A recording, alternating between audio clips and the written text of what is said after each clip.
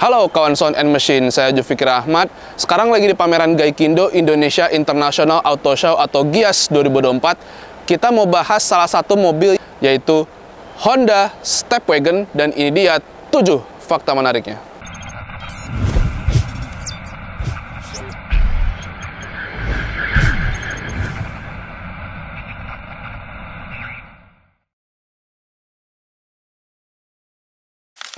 Stepwagon ini udah diproduksi di Jepang dari tahun 1996.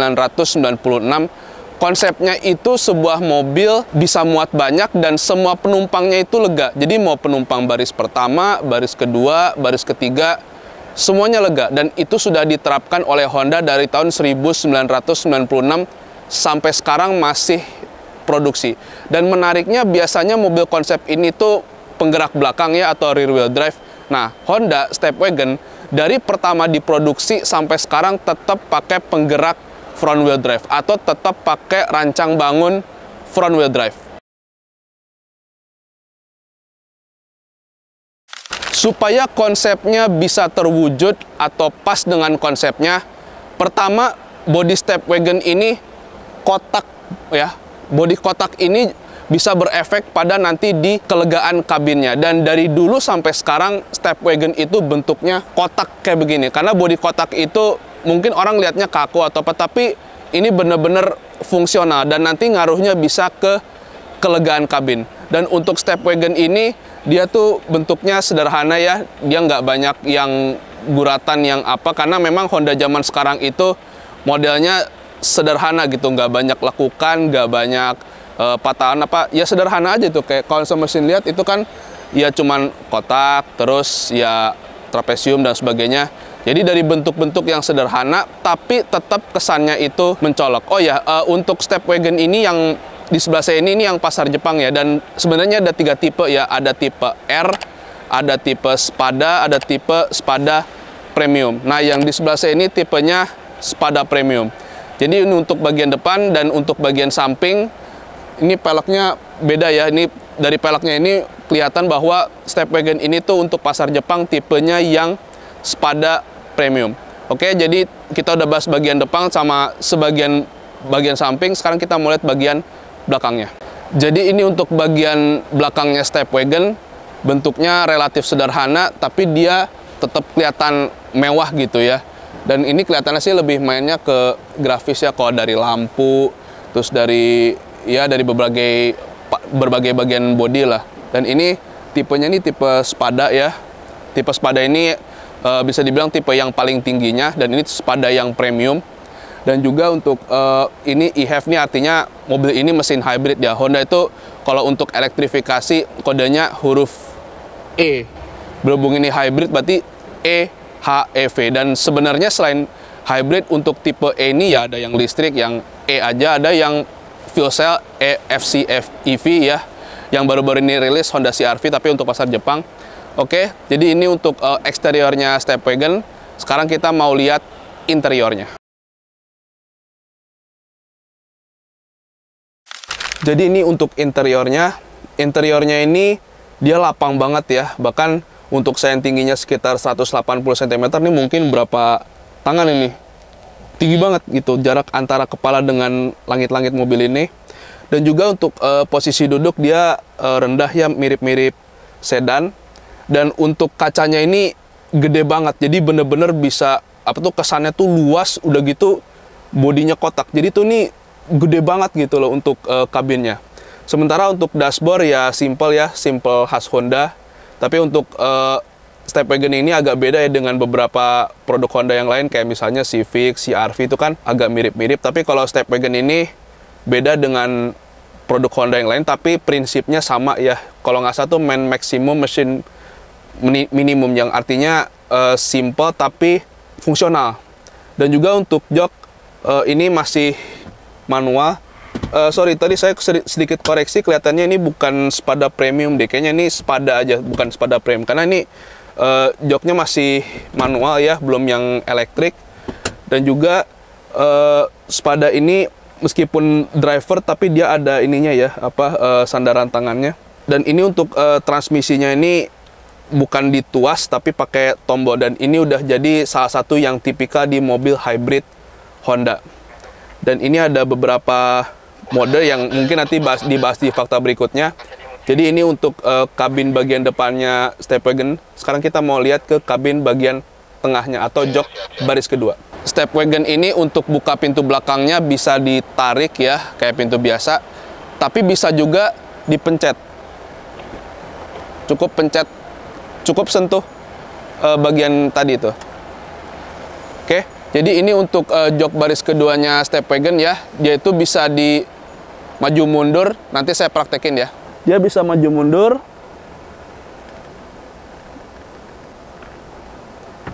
Tapi dia juga bisa ke kiri ke kanan. Caranya kayak tadi, cuman lebih tinggi lagi angkatnya. Jok baris keduanya ini bisa diatur ya untuk Stepwagon ini. Dan sekarang saya mau coba gimana sih rasanya duduk di Stepwagon jok baris keduanya.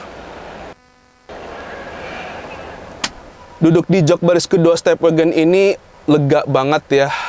Karena memang tadi udah bodinya tinggi. Dan duduk di jok baris kedua ini lega, dan untuk saya yang tingginya sekitar 180 cm, jarak antara kepala ke plafon tuh jauh banget ya. Dan ini untuk legroom. Oh ya, ini joknya saya nggak ubah ya dari posisi duduk saya tadi. Dan ini untuk legroom juga lega ya, bahkan saya masih bisa relax posisinya. Terus di sini juga ada tray. Kalau misalnya kalau mau makan atau mau apa, ada traynya di sini. Oh ya, untuk Stepwagon ini dia nggak ada panoramic roof ya. Nggak ada panoramic roof, jadi ya beginilah gitu kan. Udah gitu warnanya gelap yang bikin apa ya, ada kesan sumpek gitu, meskipun dari segi volume ini tuh gede banget. Oke, berhubung Stepwagon ini konsepnya lega untuk semua penumpang, rasanya nggak afdol kalau kita nggak coba duduk di jok baris ketiga. Jadi begini rasanya duduk di jok baris ketiganya Stepwagon. Ini tuh rasanya nyaman ya, dan nggak banyak mungkin mobil yang duduk di jok baris ketiga ini nyaman ya, terutama untuk di Indonesia. Dan untuk saya yang tingginya sekitar 180 cm ya, dari segi posisi duduk ya bisa relax ya, meskipun nggak seenak duduk di jok baris kedua, tapi duduk di jok baris ketiganya ini termasuk nyaman ya, yang artinya dari segi konsep semua penumpang dibuat nyaman tuh ya pas gitu loh. Dan ini joknya tuh sebenarnya dibuat lebih tinggi dibanding jok baris kedua supaya tetap bisa kelihatan gitu, jadi nggak delep atau nggak ketutupan jok gitu ya. Jadi penumpang di jok baris ketiga pun bisa ngerasain rasa lapangnya MPV ini. Oke, kita udah bahas kabin, sekarang kita mau bahas bagasinya. Jadi ini jok baris ketiga Stepwagon dengan jok baris ketiga yang berdiri. Jadi itu bagasinya dia nggak rata sama jok ya, agak ke bawah gitu loh. Dan kelihatannya sih luas, tapi kalau dari tas saya seberapa luas? Cukup luas ya. Kalau dikalkulasiin sih kira-kira 2 koper gede ini mungkin masih bisa masuk ya dengan jok baris ketiga yang berdiri. Tapi misalnya masih kurang kapasitasnya, jok baris ketiganya tetap bisa diturunin. Nah, turuninnya ini yang bakal saya peragain.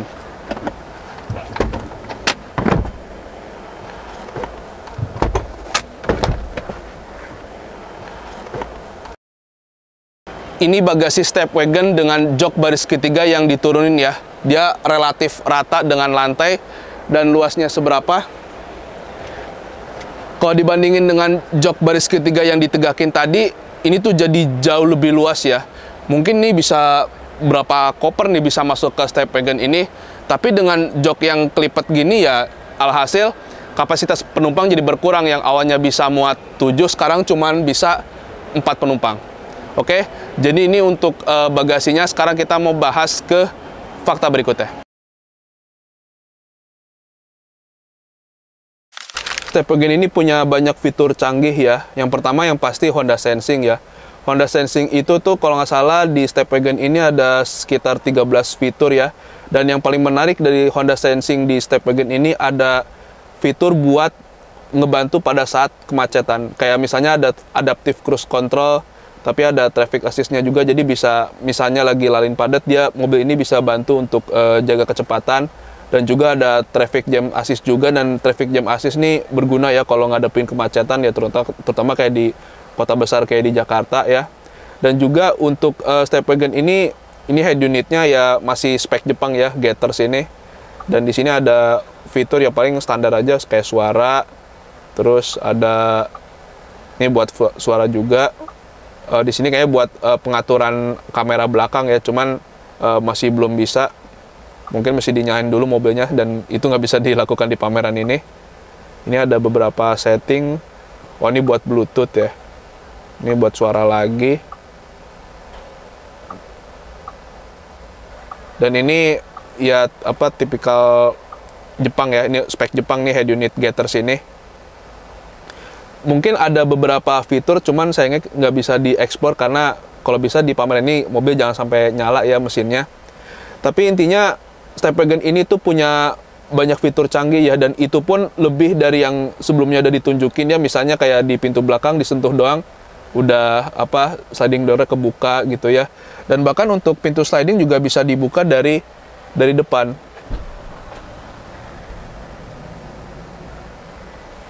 Atau dari kunci ini juga bisa ya untuk nutup sliding door ini.